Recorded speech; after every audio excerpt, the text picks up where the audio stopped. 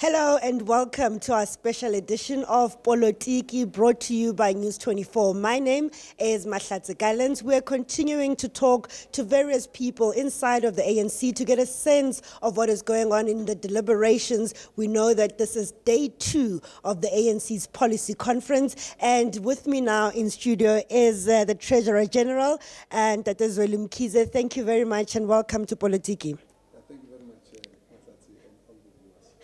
The main thing today has been around the diagnostic report that was presented by the Secretary General, Zweli Mkhize. Do you think the ANC was being frank enough in identifying the challenges that it's facing? Very frank. I think you must check from the President's input. His address did not shy away from the thorny issues that face the organization. The Secretary General's report went further into those details, and the subsequent presentations, particularly the one that's on organizational renewal, was basically calling on the ANC to take for each of the ills that we have identified to come with a solution. And we are now saying for the next 2 days the delegates must focus on the solutions, each of these issues that are raised. So when we start with the issues of factions, what do we do? The issue of lobbying for leadership, what do we do? There are now suggestions that are saying we need to open this up so that the people who are being nominated must not be, lobbied for by people who are, doing it on an underground basis. It needs to be dealt with openly. So maybe an open contest like we see, for example, with the American system. Yes, I would say more like what the Chama Pinduzi of Tanzania does, where they basically would say all those who want to contest, they must come up. And when they do, then they look at them and they say, well, we don't think that your image is such that it will be good for the organization, so you can't go in. And then the others will be told, go and talk to your members and let them ask the questions. Who are you? What have you been doing? What are you going to do for us? Why should you do this? Why should we elect you? And so on and so on. It's going to be a very interesting discussion. It's definitely a break in tradition because the tradition of the ANC was that, you are asked by others to serve.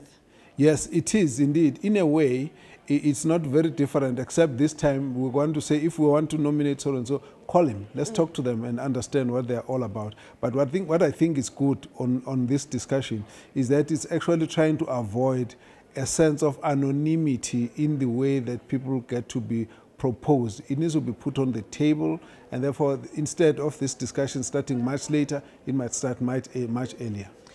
I just want to go back to the diagnostic report, though, TG. One of the things that you talk about as a threat is this issue of the regime change agenda. Some have said this is just paranoia on the side of the ANC.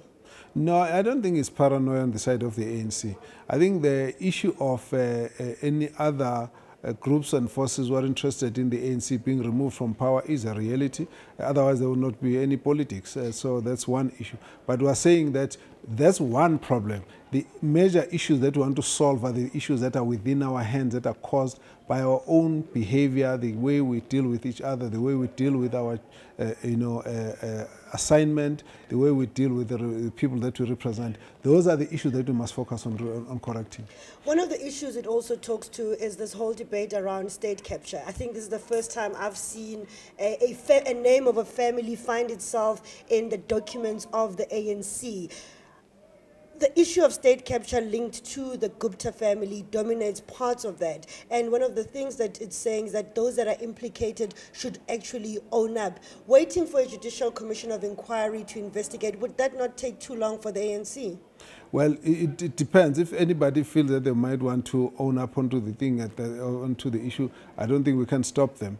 But what we want to avoid is a situation where there's a contestation on the facts, the veracity of the reports that are published in the media.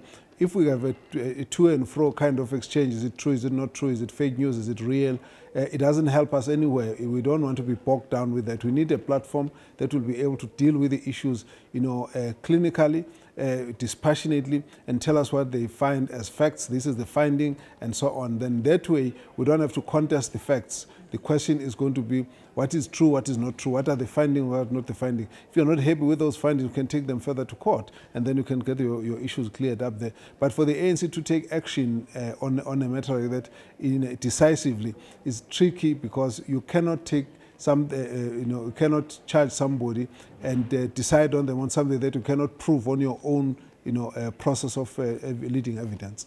And obviously, this is part of the reasons or the things that you've linked that are putting the distance between yourself and the electorate, because there's continuous harm to the brand ANC, and especially towards the 2019 elections. Do you not risk that harm continuing, especially because the president is still challenging aspects of the public protector's finding on the state capture report? Well, I think that we have got clearer processes now. If there's going to be a commission, it's easy to know that this is what we're going to, wait for the final outcome and conclusions on the matter.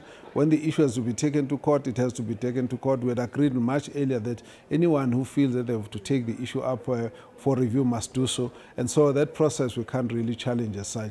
The question at the end of the day is that these members, these delegates who are here, must propose solutions for the people, for the benefit of all those members who are wanting to see certain things corrected. And at the end of the day, what is important is how open our delegates are and how open our branches are. So there's actually no need to even expect that we need a clandestine process of dealing with our own ills, because our members are upfront. They don't go about, beat about the bush. They are upfront, and so the issues that were raised by the Secretary General and the President are issues that have come from our own structures. And the fact that the delegates are here, they're going to face up to those issues, frankly. Have the delegates confronted the ANC in terms of how it has handled many of these crises facing the ANC and in particular the president? It's going to come up in the discussions. They're open. They have to tell us what they think. And look, at the end of the day, this is how we account. And so they're going to be saying, if they think that we handle this properly, not properly, then they'll be able to tell us all of that. Let's throw forward as we let you go, TG. It is a policy conference. We are a country with an economy in crisis, unemployment rate the highest in 14 years. Actually, more alarming is that we have more people on social grants than we have those that are in formal employment. But there seems to be a battle about who is the enemy, white monopoly capital or just monopoly capital. Can South African get any confidence that this conference will emerge with things that can resolve their day-to-day challenges? Look, I think the issue of monopoly capital is an expression in terms of what we have seen as an issue that we have to deal with as a challenge in terms of the way the ownership of the economy is structured and all of that. Now, the fact that in South Africa the dominance in the ownership of the economy is wide means we don't have to spend too much time fighting about its wide monopoly capital or monopoly capital. The fact that we were able to put up a competition commission to actually deal with the monopolistic tendencies, the anti-competitive behavior, that's one of the very major steps towards dealing with dealing with the concentration in the ownership. Now we are saying let's look at more approaches that will open up the economy so that there's a much broader base of expertise, of talents, of entrepreneurs that will be able to participate in the opening and ownership, broadening of ownership, deracializing the economy. So it's an important issue. The issue of the semantics, I think we can put it aside. The core of it is about broadening and deracializing the ownership and the systems of running the economy. I hope that it does go as quickly as you're proposing, given that has been the conversation that has dominated the news in the past week. And last one, we've just had one of your colleagues, NEC member Supra Mahumapelo, saying there should be a referendum on the land question, whether we should amend the constitution to allow for expropriation without compensation. Would you agree with that? Well, we've got a conference to discuss all those views. There are many views here, but they are actually correct to be expressed inside the commission. So we'll deal with the views when we come in there. And as a last one, what are you hoping this conference will do for the party? One, it should consolidate unity and must create clarity on a number of policy positions, and it must help us to move towards the conference in December, being able to find a formula that will unite the ANC, assist in creating growth, bringing employment and job creation up, as well as ensuring the transformation of the economy. Thank you very, very much. That was the Treasurer General of the ANC, Zweli Mkhize, joining us here on Politiki as we continue the coverage of the ANC's 5th National Policy Conference. For now, that's it.